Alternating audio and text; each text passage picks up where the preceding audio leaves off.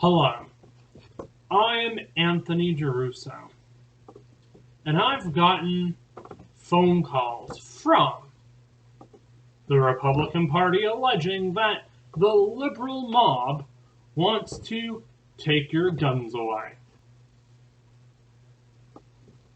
Now, that is an interesting way to sell it, but I'm not entirely sure what the liberal mob is. Is it just a mob of random liberals? Are they just like a mafia? What's going on here? Well, it doesn't really matter who really wants to take your guns away as long as you know to stand up for your rights to keep your guns for yourselves.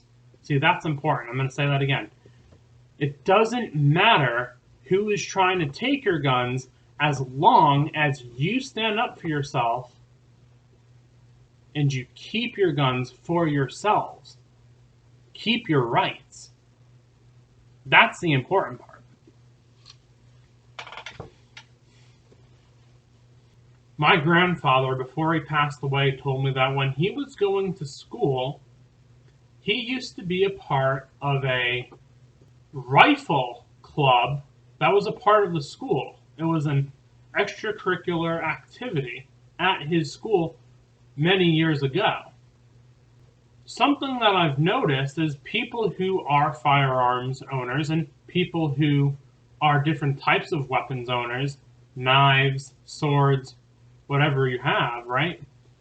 These people are more responsible than people who don't have weapons the majority of the time.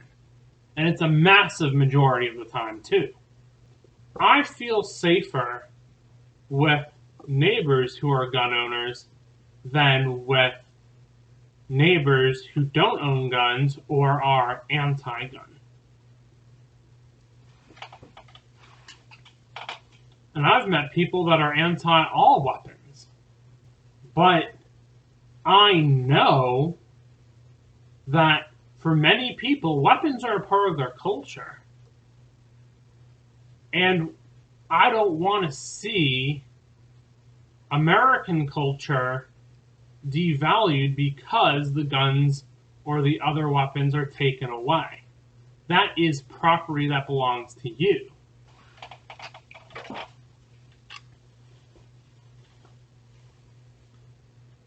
Along with gun freedom, I believe people that come out of jail deserve the right to own and possess firearms even if they committed a crime with one previously. Remember, I believe in multiple chances after jail and prison.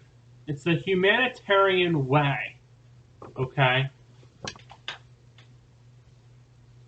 I keep hearing cases where people are murdered after they get out of jail or prison. They don't have a firearm to protect themselves. And remember, just because they went to jail doesn't mean they're going to be a criminal again after jail. And that really does disgust me. And then you have these people that I really don't like. They're mostly like the anti-weapon people who say, oh, it was good for that guy to die because he was a criminal and wasn't allowed to have a gun and was murdered after he got out of jail, and that individual deserved it. That kind of mentality, that Democrat mentality really does disgust me. Okay? That is so anti-humanitarian, wanting to have other people murdered. We don't need bloodshed of people who become innocent after their jail sentence or prison sentence. That's not fair. On top of that, here in the state of Florida, or whichever state that I belong to, I believe that all guns and all firearms should be available for purchase, including fully automatic. You should never allow the government to take your guns or your right to bear arms away from you. This includes not being allowed to own or purchase fully automatic weapons. Okay? We're still going to have the background checks in place. We're still going to have similar rules and similar regulations for you to purchase and own that firearm, but we're not going to restrict it from you after you purchase it. Because sometimes the fully automatic weapons are the ones that help keep you and your family safe from true evil. And if the criminals have fully automatic weapons and you don't, and you're outgunned and you can't protect yourself and your family, that's a pretty big problem. Especially if the police, even if the police have fully automatic, they might not be able to get to your location in time, and you might be dead before the police get there. You see the problem? That's why we need to legalize all firearms. People who train with firearms regularly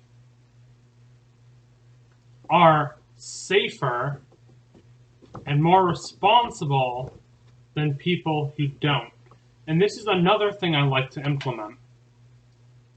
If you own firearms, I believe you should be required to go and do practice target shooting at least once every quarter. So once every 3 months. This will also help in accuracy and speed for the good gun owners, in case if they need to help someone out.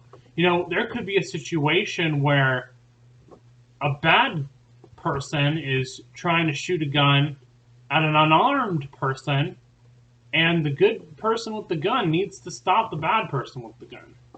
Okay? That's being a superhero, when you can help people instantaneously without them being asked. I also want to legalize all the accessories that you can add to your firearm to make it either safer or more useful to you. Because you are the gun owner, you deserve to be able to protect yourself with that.